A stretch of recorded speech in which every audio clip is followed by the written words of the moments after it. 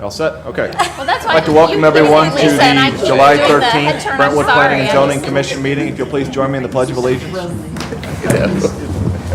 Pledge allegiance to the flag of the United States of America and to the republic for which it stands, one nation, under God, indivisible, with liberty and justice for all.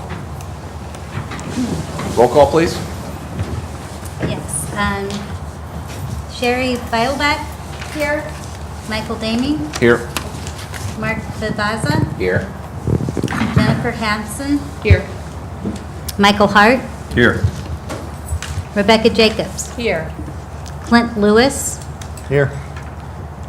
Jeff Moore. Paul Moran. Yeah, here. Hart Nelson. Here. John Berger.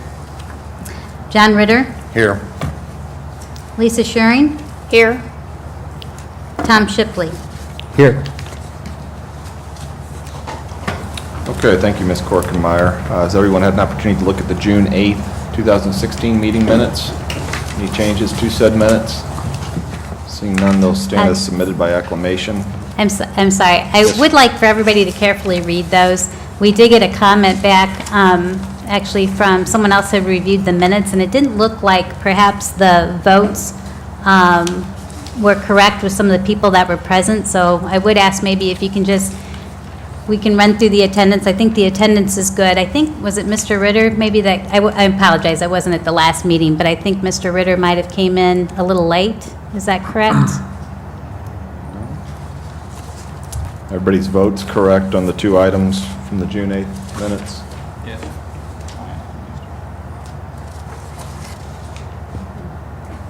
Okay. There's a misspelling of my first name in the attendance. Not that that's a big deal, but it's Mark Vivaza, not Michael. Oh, okay. Okay. Sorry about that. Any further changes? Sorry. Okay, seeing none, they'll stand as submitted as amended. No old business this evening. We have two internal matters to take up tonight, no site plans to consider. The first is an application for text amendments to Chapter 400. Ms. Korkenmeier, do you want to present that text amendment? Our land use attorney, Ms. Carr, is here this evening, so she will present the amendment. Sure. Ms. Carr? Thank you very much. This ordinance just brings in line a couple of provisions of your zoning code to be in compliance with state statute. There have been in the last a few years, at least since the last time that these code provisions were addressed, there have been some changes to state statute, and we are just now playing some catch up. So really, the majority or all of the amendments pertain to majority requirements for certain actions by the either the Planning and Zoning Commission or the Board of Aldermen. In addition, we have added a provision to address the what happens when there is a protest by neighboring property owners to a rezoning request. Right now, Section 89.060 of the Missouri statutes allow for adjoining property owners within 185 feet of the property to be rezoned to file a protest. And if a proper written protest is filed, that does trigger a supermajority requirement for approval by the Board of Aldermen. So your present code does not contain that provision. It is statutory. You would have to do that anyway, but we thought it would be appropriate if your code also addressed that. So it changes the majority requirements for certain actions to be in compliance with state statute, and then it also adds a new section so that you do address the protest provision, and you make it clear that the neighboring property owners can do that. And I'll take any questions if you have any. So just to make this short and sweet, Ms. Carr, it's your firm's opinion that to the extent we did not pass these text amendments and continued under the present scheme, that a potential decision made under the present scheme could be declared void. That's correct, right. Seems like a no-brainer. Any further questions? Okay, thank you, Ms. Carr. Any member of the audience want to address the commission on this text amendment proposal? Chair will entertain a motion. Motion to approve and recommend to the Board of Aldermen approval of the text amendments as written. Second? Okay. Roll call, please. Ms. Beidelbach? Yes? Mr. Daming? Yes. Mr. Favazza? Yes. Ms. Hanson? Yes. Mr. Hart? Yes. Ms. Jacobs? Yes. Mr. Lewis? Yes. Mr. Moran? Yes. Mr. Nelson? Yes. Mr. Ritter? Yes. Ms. Scheuring? Yes. Mr. Shipley? Yes. Did it pass? Yes. How much of a supermajority do you need? All right, thank you, Ms. Carr. The other item on the agenda is the comprehensive plan process. Ms. Corkemeyer? Yes, thank you. I know the Planning and Zoning Commission has been gearing up for this for quite a while. We do have several new members here, so I'd like to just kind of give you a little bit of background on this project. It was last year, probably last spring 2015, where there was a consultant, Housel and Levine, that came to Brentwood and they performed a kind of community assessment and review of the city's comprehensive plan, which was last prepared in 2006. So there is a report that was written from that analysis of theirs, or their assessment, and it's actually included on the city's website. And so I don't know if everybody's maybe had a chance to read it, but it's this comprehensive plan review report that was published in March 2015. So it definitely brought out a lot of good points about, actually, that the 2006 plan, there has been a lot that actually has been accomplished from that plan. So that's a sign that maybe you need to move on with some new recommendations and projects. The other thing, though, it did talk about maybe some deficiencies with the lack of the sub-area plans, specific studies for the Manchester-Brentwood Boulevard area. So again, this review report really has some good stuff. It was a good starting point. So from that, the decision was made that the city of Brentwood would need to proceed with updating their comprehensive plan. So last summer, it seems like the Planning and Zoning Commission, along with the Board of Aldermen, went through a pretty extensive process, putting together an RFQ, reviewing the submittals, the proposals that were submitted by various consultants. And last summer then, Housel and Levine was the consultant, they're from the Chicago area, that was selected to update the comprehensive plan. So the project was going to get underway last year, and then of course we had the Director of Planning and Development, my predecessor, who had left to take employment elsewhere. So at that point, it seemed like it made sense to just kind of suspend the comprehensive plan update process for a while till you had a director back on board. So it's an exciting time for me to be able to now be the next Director of Planning and Development and help you steer through this process. Also, what's exciting is there's also new faces here now in the Planning and Zoning Commission. So I encourage you to embrace this. This is an opportunity that doesn't come along very often, especially to really update and rewrite the comprehensive plan. It is very typical as the plan evolves and as time moves forward to do minimal updates, and every 2 years, in fact, you really should just do a review to do some minor updates. But to really look at rewriting your plan is quite an opportunity for all of us. So we're ready to get started. That's the exciting part about it. So what I went ahead and prepared and have at your seats tonight is really just right out of the proposal that Housel and Levine had prepared. And so this table here does include the schedule for the comprehensive plan. When I talked to the city administrator and we had talked to Housel and Levine consultants back in June to get the project started. And the first question that was asked, because up front you're going to have your community engagement component right up front when you're working on your comprehensive plan. So we had asked, does it make a lot of sense to get the workshops and the community engagement component going in the summertime when there's still a lot going on with vacations or people's availability? It's a busy time of the year. So what we decided to do, and so this schedule actually might be pushed back like a month further, but for the summer there still are tasks that we certainly can do. But I just wanted to let you know this is probably about a month later than what's represented on the table here. But in the meantime, we are going to go ahead and get started on step one, which is the project initiation. And then 2, the community outreach and engagement, as I said, will probably start the first part of September. So I wanted to go ahead and just kind of go through the initiation and what we've talked about with the consultants to date. They want to come back and, of course, do a city tour, again, of the community, and also the steps 1C and 1D, project initiation workshop, and a roundtable workshop with the elected and appointed officials. We tried to look at schedules already for that, and so our consultants are going to come into town on Wednesday, August 25th, and Thursday, August 26th. So those will be the dates to move through 1B through 1D. Now, one important part of this, as you can see from the table, is meeting with the Comprehensive Plan Advisory Committee. So the Comprehensive Plan Advisory Committee was something that Housel and Levine had put in their proposal. The idea behind putting together a special advisory committee is to really direct the comprehensive plan throughout the whole entire process.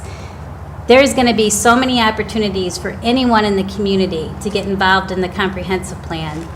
But a successful comprehensive plan really does have a steering committee that someone, the consultant and staff, can meet to maybe really fine-tune some of the ideas that come out of it and really charge and give direction to the entire plan. So it is a very extremely important part of the comprehensive plan process. So what we were thinking for the Comprehensive Plan Advisory Committee is that maybe it should operate somewhat similar as the site plan subcommittee that the Planning and Zoning Commission have, meaning that out of this group, maybe 4 people would agree to work on the subcommittee for the comp plan or this advisory committee, and ideally should probably have 8 to 12 members. So if we would take maybe 4 members from the Planning and Zoning Commission to work on the subcommittee, other ways to maybe round out this committee would be to take 4 members of the community at large, possibly 1 member that would represent each ward, and then possibly 2 people that would represent the business community in Brentwood, and then maybe 2 others that could represent more of the institutional component of the city, whether that's the school district, churches, not-for-profit, the library. So I just kind of want to open that up to you and get some thoughts as to how you think that CPAC should be formed. And again, I think it's the way to go. The only other way I've really seen it done in communities is if they just don't go the route of having more communities at large serve on that committee and just really make the Planning and Zoning Commission the subcommittee. We're going to be advertising all of those meetings, so it really doesn't matter if 4 members come from here or more, because they're all going to be posted. They will be open meetings, so anyone, again, would be invited to come, but they are going to be working meetings, and that's the key of it. They're going to be work sessions. So in order to open that up to 60 individuals, that just doesn't really work real smooth. So with that, I would maybe just get your thoughts as Sure. to how you think this should be formed. Yeah, I think that's well said, and the commissioners that have been here for a while know this, but this comp plan is a unique document in Missouri because it's the commission that has exclusive jurisdiction over the comp plan. The Board of Aldermen, I think our code has a perfunctory approval on the part of the board, but state statute gives jurisdiction over the comprehensive plan and ultimate approval authority to the Planning and Zoning Commission, each of the cities. So it's probably the most important thing we do as a Planning and Zoning Commission.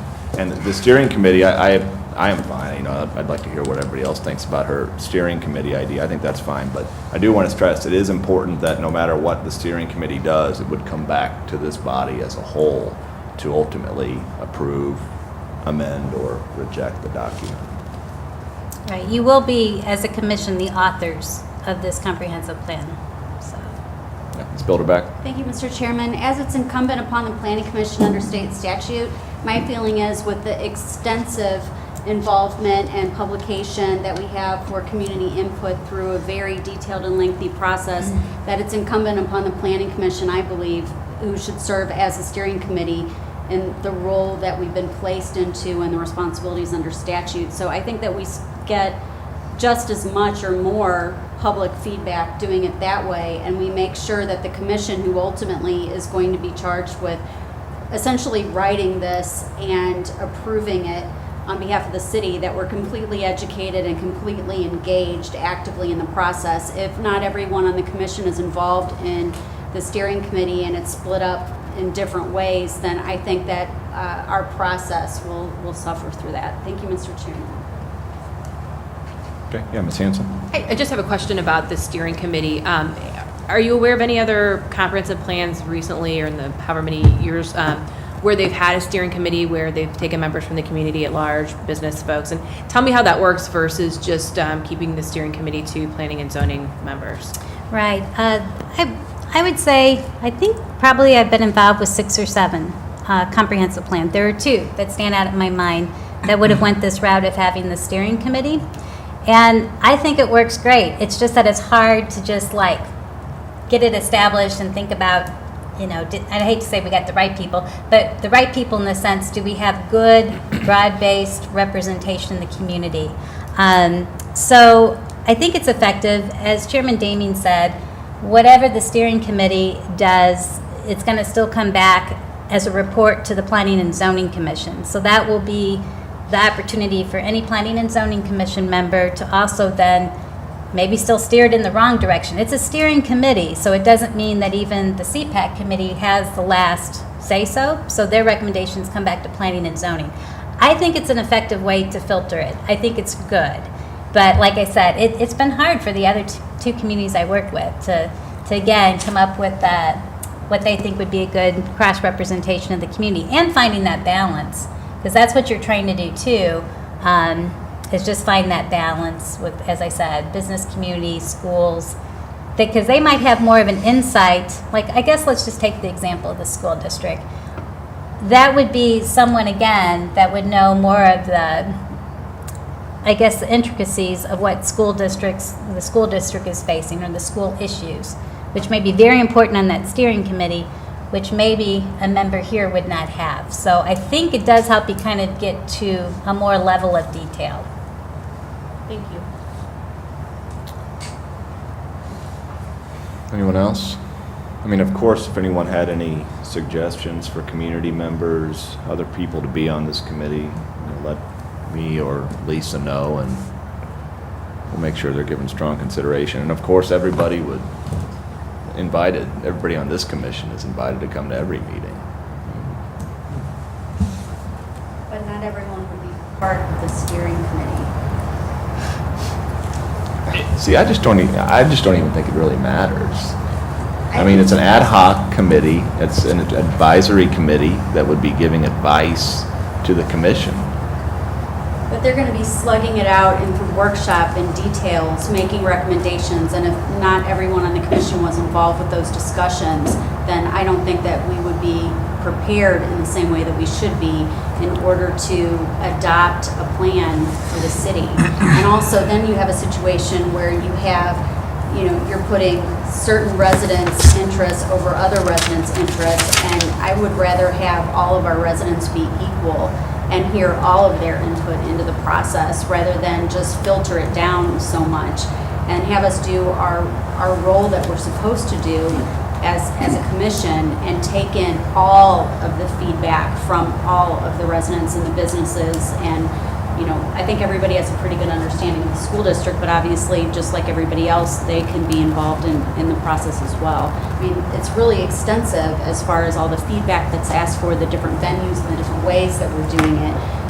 I've also had some experience in my day job for 18 years working on issues like this, and in my experience, they've been much more successful when you've taken it with the Planning Commission having that active role as a steering committee than they have been when you've gone to kind of a mixed group and then part of the commission's not really as involved, and I just have seen it not be very efficient. It's been a little bit more, I would say, than difficult, and I would say that it also made it harder for the citizens to be equally represented on this the outcome, because there would be only a few that would be on the steering committee, whereas we were charged with this under the state statute. We've been appointed by a mayor or mayors who've been elected by the entire citizenry of the city of Brentwood. And we have this whole process filled out whereby we're going to seek input from every resident, every business, the school district, any other interests that want to come before us. So I feel pretty strongly about it, so, I want to express that here. This is the first, I didn't realize there was a CPAC per se. I thought we were going to be running this under our responsibility in the statute from the beginning, so, my bad if I missed that fine print somewhere until now. I think I need to probably make a clarification. It may help if we look at page 32, which is actually just the second page to this packet. And if you go to item 1C and it talks about the CPAC, if you go down to that second paragraph and it starts out, the purposes of this meeting will be to, that really is what the CPAC does. It steers the project, not necessarily the plan contents. And that's what I think I'm hearing now, is that the CPAC would be the committee that would make all of the planning recommendations and really steer the content of the plan. But the purpose really of CPAC and the steering committee, if you look at these, one is to review the overall project objectives. The second one, review and discuss the work program for the project. The third one, establish and discuss project roles and responsibilities. And D, establish an overall schedule for the project and upcoming events. So they're the ones that kind of keep this project on track and would, I guess you could say, steer or advise on those matters. But it wouldn't be, again, anything of contents of the plan would come to the full commission, if that helps to clarify a little bit. Thank you. I believe that that's our responsibility, and I believe that if we punt that to only 4 planning commission members and then just a few select other people in the community, that it would still be the same issues as what I outlined before, just a slightly different spin on the topic. Okay. Thank you, Bill. So, question, Ms. Korkenmeier, let's put it this way. How many meetings do you think the CPAC would need to have before it would be prepared to make a recommendation to this commission?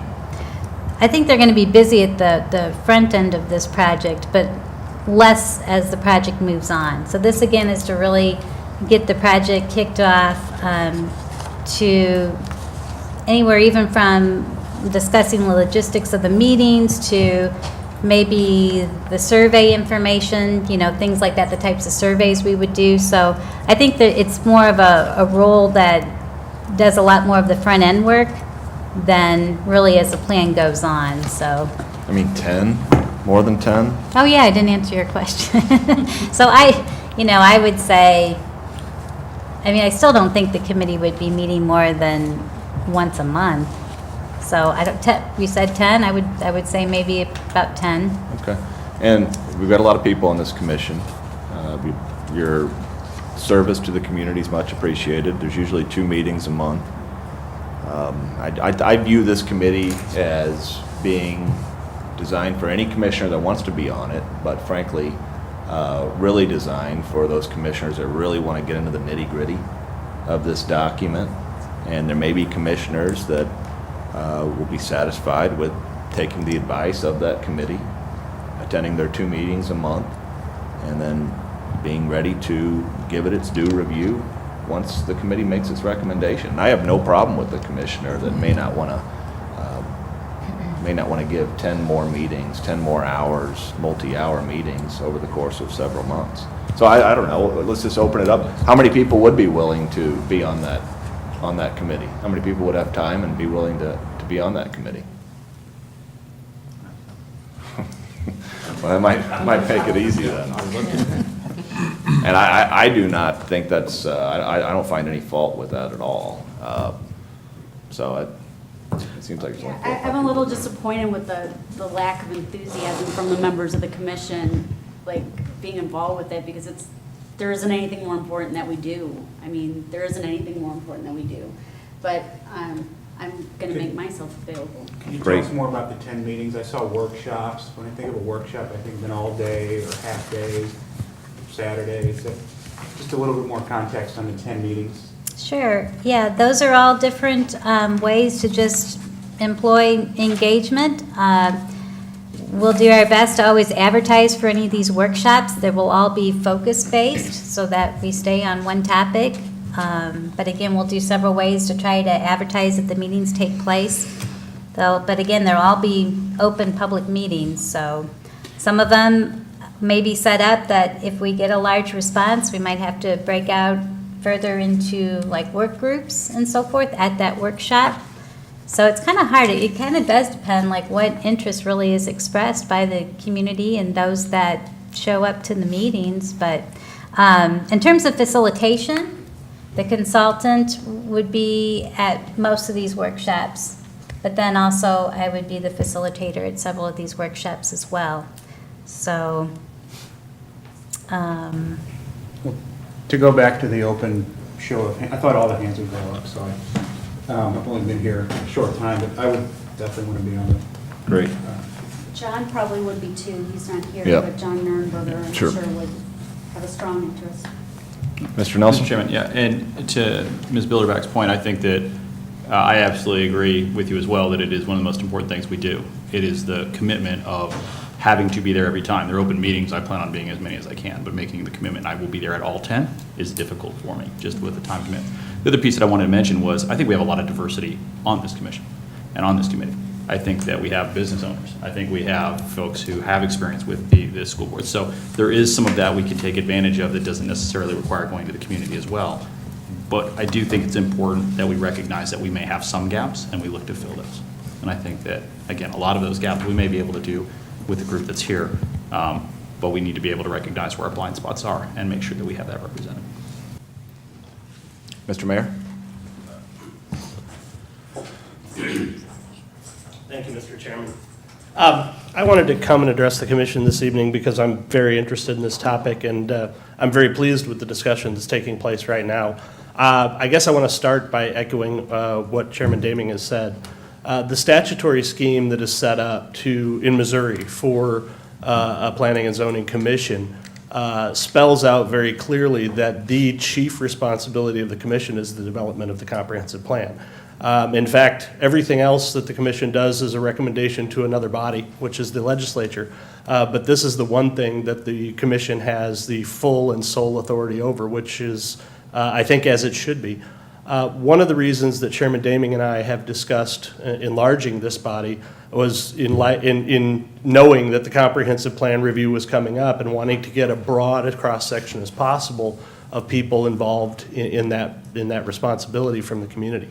To Ms. Bilderback's point, and I think she makes a good one, I would simply say that I think the one thing that the consultants keyed on when they kind of made this recommendation was the subcommittee format that you've adopted, where you take a plan and you go into a subcommittee and not all the commissioners participate, but that's where the nuts and bolts go on. I think that's kind of where this recommendation might be based. And so by all means, if you can get as many of this commission would be involved, I think it's absolutely to the benefit of the community and the entire plan if we can have as much of the commission involved as possible. On the other hand, to Mr. Nelson's point, it's a lot to ask that everybody be at every meeting. So I think that's where the genesis of it is. And I would say one further thing is that it is an opportunity for you to give to certain residents a standing position in the process. And I think that may be important from a point of view of,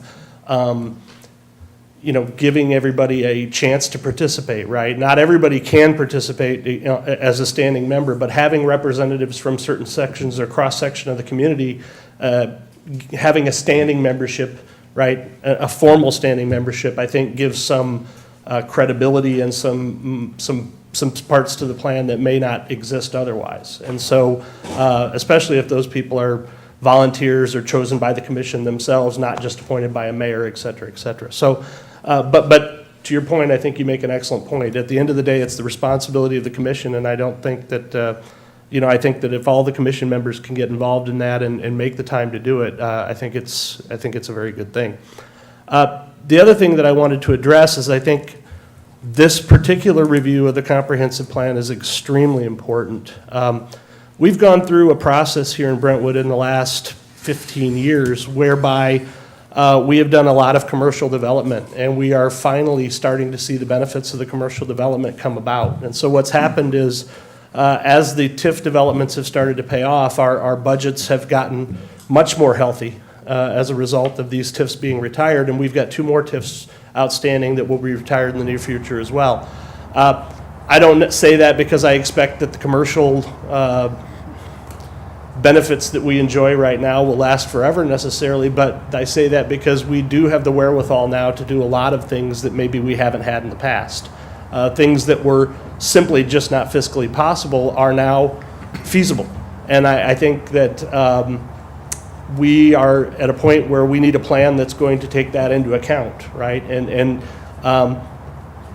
You know, I sent out a memo to the whole city encouraging people to kind of have a vision, to think outside the box a little bit, to step back and look at a big picture. And I really hope that the commission will take that to heart in this review of the comprehensive plan, because I think, you know, if you start from the prospect of, well, we'd never be able to do that, well, then of course you won't.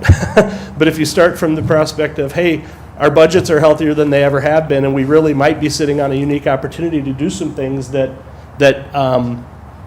may not seem possible, right? Then I think we stand a much better chance of getting those things done.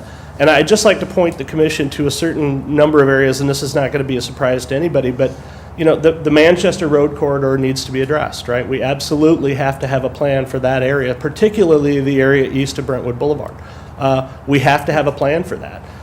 It cannot continue the way it is. So we have to come up with some solution, some vision for what we want it to look like. It doesn't have to be detailed, but it has to be, you know, it has to be something that can guide the board in working and the planning and development department in working in those areas, right? It has to be a vision that they can adhere to. Brentwood Boulevard is one of my, I would love for Brentwood Boulevard to be a better presentation of Brentwood to the, you know, we have 250,000 people traveling that road every single day. And what they see of Brentwood is not, in my opinion, the best of Brentwood. And I would love it if they could see a better presentation of our community as they travel that corridor. Not easy, not cheap, not expensive, but again, we need that vision. What do we want them to see? When I say it, I have a certain kind of thought in my head of what I want people to see, but that's not the best thought. That's just Chris Thornton's thought. What we need is a community vision for what we want people to see as they travel that corridor and what we want to present to the public. And the third area is the Hanley Station area, although I think to some extent that's sort of sorting itself out, right, with the Strassner Road improvements and the Hanley condos and that type of thing. So, but I think we definitely need to plan for the future in that area and how that's going to fit in with other things that the city is doing. And the final part of that is, you know, stepping down a level from the vision. How do we integrate what we see for the future with our Parks and Rec, right? How do we give our Parks and Rec people have developed a comprehensive plan for the Parks and Rec department, right? How do we integrate their vision for what Parks and Rec want to see happen over the next 10 years with what the community development plan is for the next 10 years? How do we deal with infill housing? We have a real issue in Brentwood with infill housing. I mean, summer is rife with, you know, projects. There's probably 10 infill housing projects going on right now, all of which are causing issues, right, that are not going to go away. I mean, this community is going to continue to deal with infill housing, and we need some set of guidelines by which the community is agreeing to kind of deal with that problem. And I know, you know, we're not getting into legislation here and that type of thing, but again, a vision for how it should be done, right? A vision for how it could be done. That's what we need out of this commission, and I think we can do that. There's a host of other things, but I think you guys get the picture. What I'm hoping is that this cross-section of the community will take the bull by the horns and make sure that the plan addresses those issues and make sure that we get a true community vision for those particular areas. The final thing I would encourage you to do, and I know this is part of the plan, you know, particularly toward the end when you're looking at this entire document that you're going to be a joint author of, I would encourage you to consider taking a workshop, you know, getting away from all of the other stuff and as a group sitting down and really hammering out some of this stuff so that you're all very comfortable and very supportive of what comes out of it. I know that's a lot of time away from things, you know, maybe an entire day, maybe an entire weekend. But at the end of the day, this is your primary responsibility as members of the commission. And I think to the extent you're successful, it is probably the number one service that you can render in your positions. And I would encourage you to take it that seriously and make it happen. Because truthfully, from the administrative side of things and from the legislature side of things, we need it. We need that guidance from you. We need that guidance from the community. Thank you, Mr. Chairman. Thank you. All right, any further discussion, commissioners? Yes, Just a Mr. question, Moran? just based out of it, Sure. it's only my second meeting, but do we have to give one group of people, small group of people, 10 meetings? Can we not divide this up? Chris mentioned multiple areas of concern. Could you not have like a Manchester Road team and a Strathna team of different groups? Like, it's not everybody has to do 10 meetings, but you could do 3 or 4. I mean, I know when these meetings are scheduled, right, so on my calendar, I have a meeting tonight with work, but I make sure it was 9 o'clock, right? If you could plan for things in advance, rather than like taking on a burden of like 10 meetings. And I don't know if you have 10 meetings in 10 days or 10 months, right? Because that's not very clear to me right now. Could we like maybe divide and conquer? And the other point is, I think the earlier we can engage the public and not look like we're making all the decisions ourselves and giving them a limited choice, I would wholeheartedly recommend that. My comment to that, I believe, would be, we're going to have regular Planning and Zoning Commission meetings. Once this project kicks off, I believe that the comprehensive plan is always going to be an agenda on the item. Yeah, there should be a monthly An item on checkpoint. the agenda. So again, it might be focused on one particular area. So again, if it's the Manchester sub-area plan or whatever, that would be actually itemized on the agenda. So we will be having But could you have 4 discussions people and do so- the Manchester one and 4 other people do the Strathna one? Sorry. Thank you. Is that how the committee, this Halcyon Levine, is that how they propose to take this up? Is sub-area by sub-area, or is it more a comprehensive approach?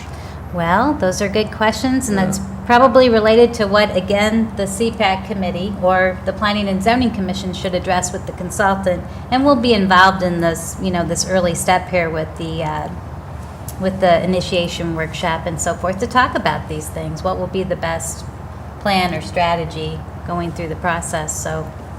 I think the people who are here, right, are here because they do care and they want to help. I think the reason very few people put their hands up was a fear of taking on a burden that's an unknown burden.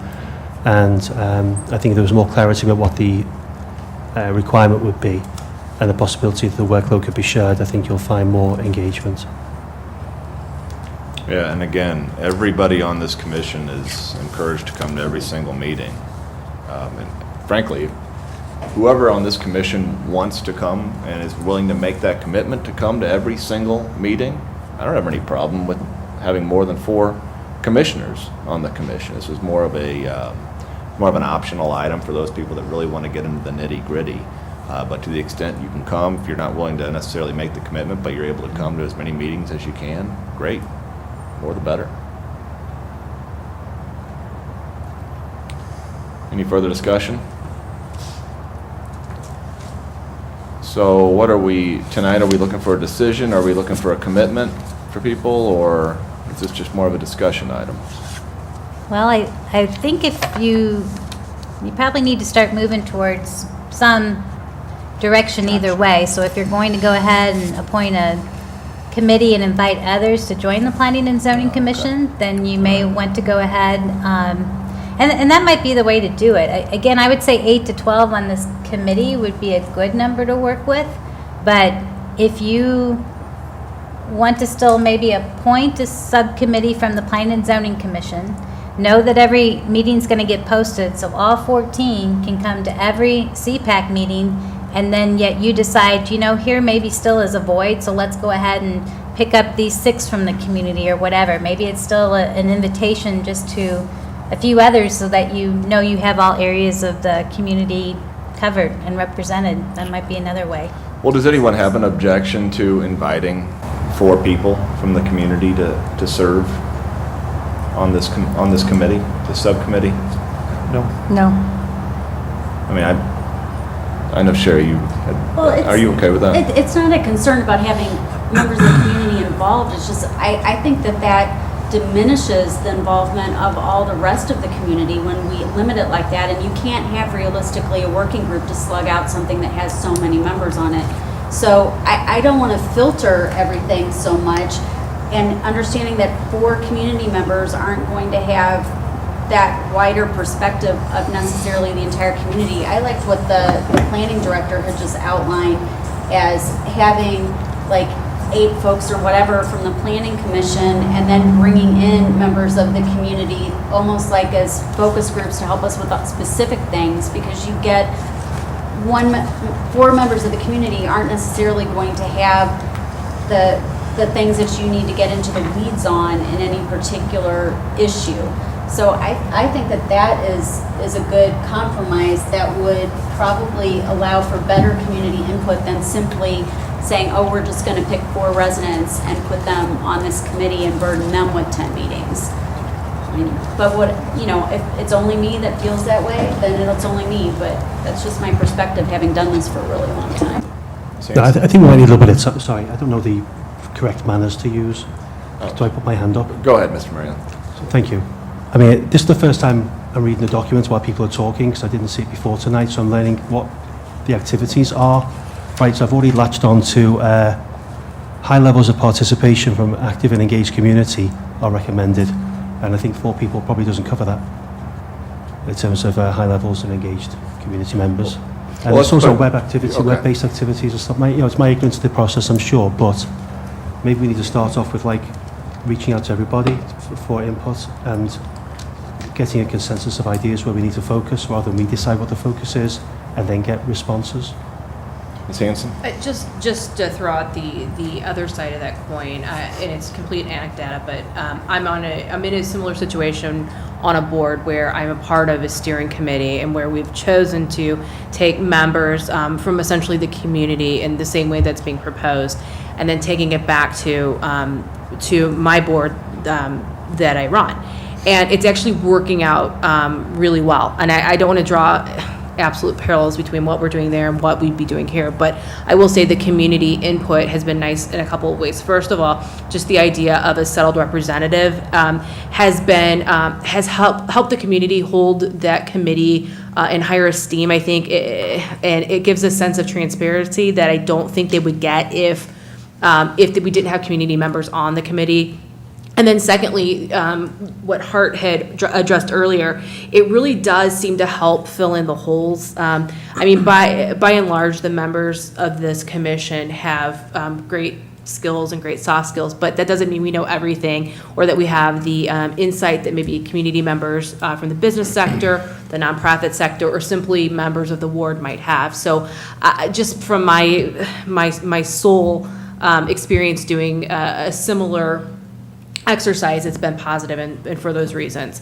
If we wanted to keep it closed, I'm sure we would still succeed, but I think the representation of the community, at least in the steering committee I'm on, has been a positive thing. So I thought I'd just throw that out there.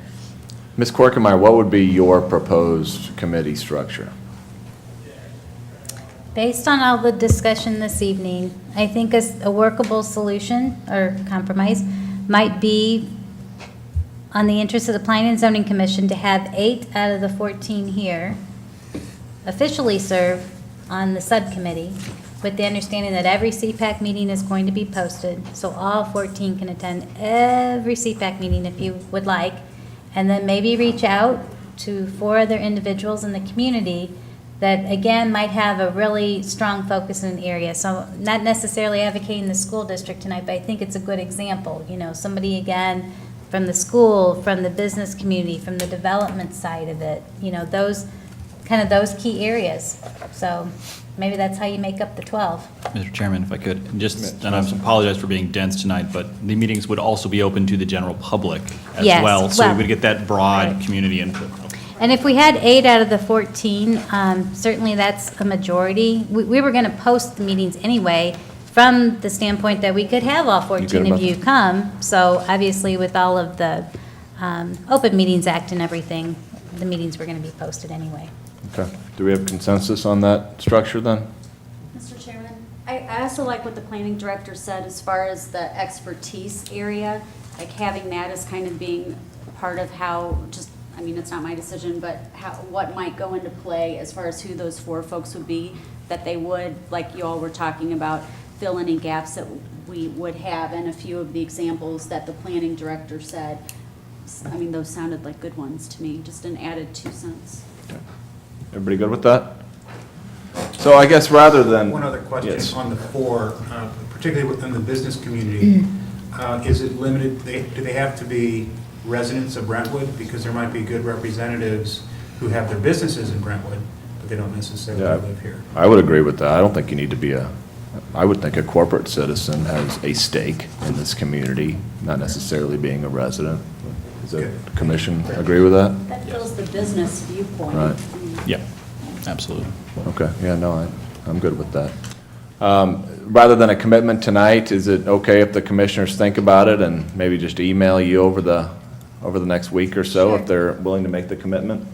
And I think your next meeting is the 10th of August? I'm sorry, don't even have but knowing that the meetings with the consultant will take place on the 24th and 25th, I would think if we would come to the next meeting and be able to, again, decide the additional members of the committee, we still would have time to get invites out and have their participation on the 24th and 25th. Yeah, I think that's a good idea. And I think it's good for this commission to retain purview jurisdiction over every step of the process. So why don't we just put together a slate and present it at the next meeting, and this commission will up, down, or amend it. Sound good? And if you're interested in being on the commission, please just email Lisa and if you have any questions or if you're willing to serve. We good? All right, good. Thank you. All right, Aldermanic report. Ms. O'Neill, do you have any report? I'm a spectator tonight, I'm not Lisa, and I don't have anything. Okay. Ms. Korkenmeier, City Planners report. I would like to bring up an item. Since I've been here just over the last couple months, we have had several inquiries for self-service, commercial self-service storage facilities.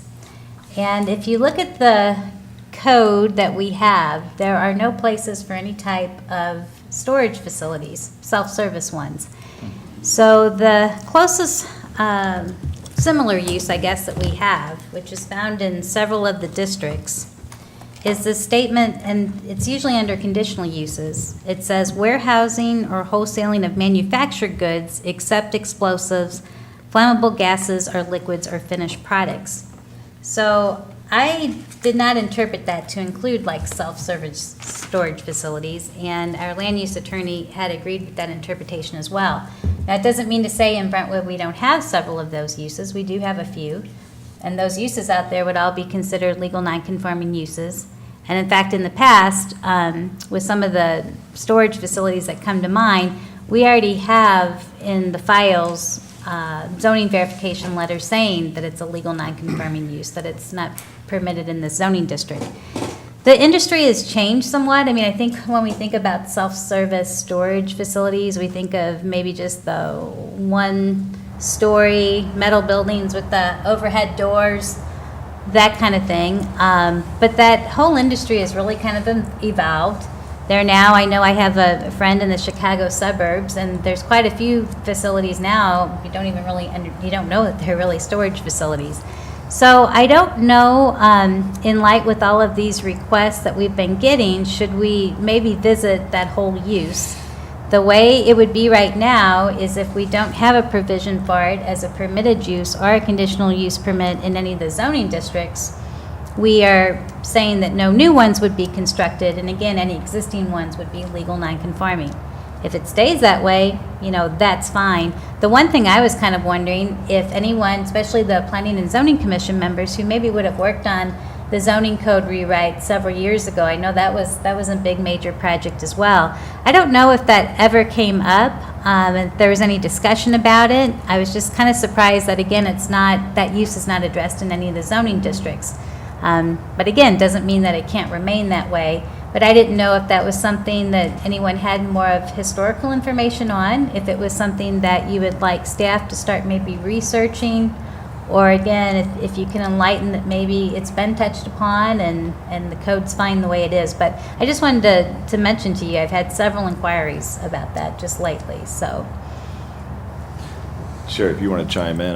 That has come up several times, and I do recall there were commissioners, there was a contingent of commissioners that were open to that being a permitted use in the industrial zone. I don't think there was, but it never went anywhere. I think the applicant abandoned ship. But I don't think there was much interest in the past for expanding that use beyond the industrial zones. I don't know if you have a different recollection. No, I would remember it pretty much the same way. And then also, we had a proposal that wanted to come to Brentwood and wanted us to change. Gosh, was that it's been 2 years ago? It's now in Rock Hill, in any case, if anybody wants to go look at it. But we decided not to make any changes to accommodate that coming in, and it wasn't something that, at that time, the commission members had an interest in, at least the ones who were involved in those discussions. And I can't remember exactly how that went through the process, but I remember there was a lot of discussion about it at the time.